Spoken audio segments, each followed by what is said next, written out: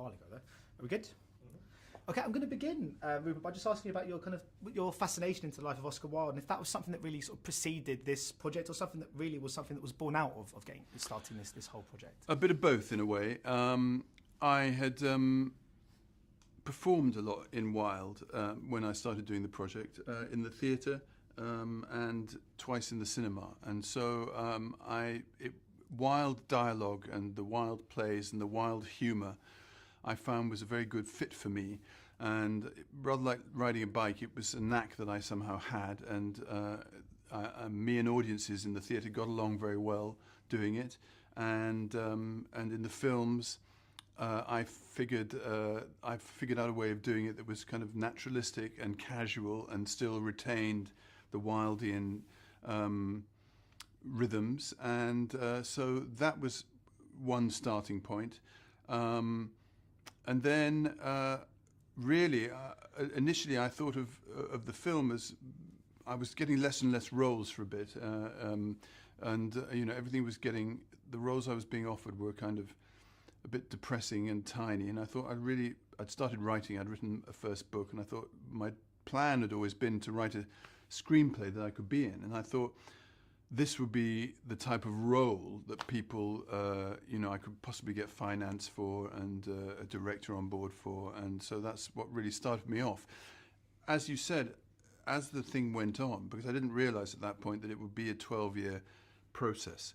And during that process, it became a kind of, A, a passion project, and then B, a kind of horrible life or death thing. I felt I'd cease to exist if I didn't make it after about 8 years, because I banged on about it so much. I didn't know what would happen if it just never happened. So it became a kind of a thing of desperation for me.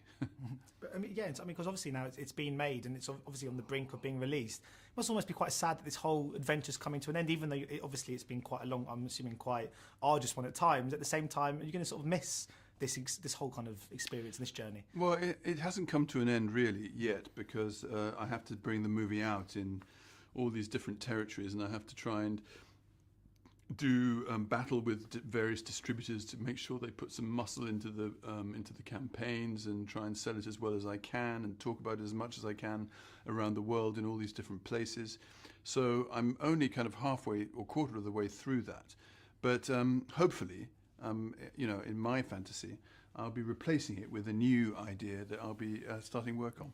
And what I loved about your version of Oscar Wilde was, obviously we're meeting him later on in life where he's lost so much, and you can see that sense of emptiness sometimes in him, and a sort of a real sense of kind of internal pain as well. But there's always that charm, and my favourite scene is when he's standing up on that table and singing. How vital was it that we still saw that side to him, the side of Oscar Wilde that we do know, and that we are sort of more familiar with, I suppose? For me, absolutely vital. It's central to the whole story, because Oscar Wilde in exile is not really a tragic figure. I mean, he is in a tragedy, but he was never a victim of his own fate, in a way. He kept going. He made a new world for himself. He might not have been doing plays, but my point in the film is he's still standing on a table and singing a song.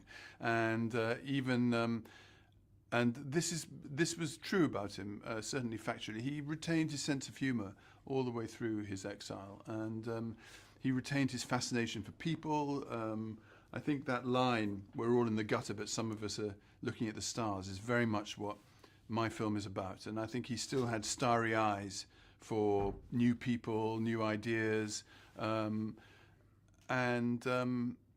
I think in one sense, of course, it was a tragedy, that life of his, because he was ill apart from anything else.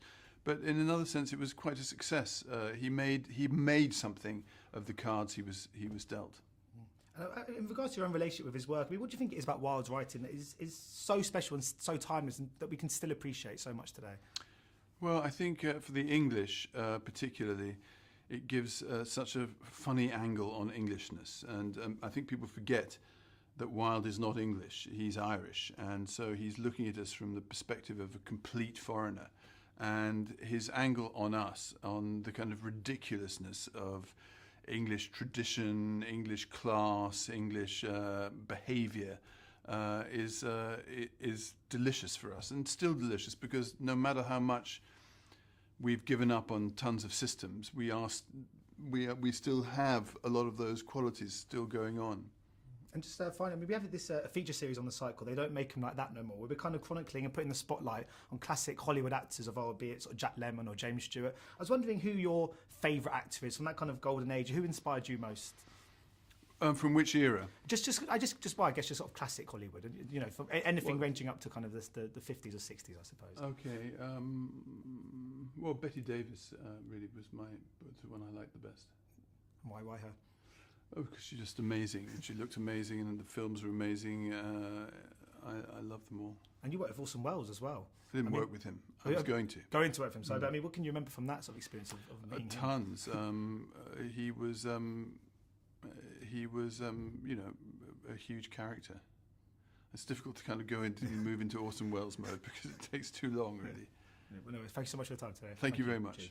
I'm just going to stay Okay. right here for the next one.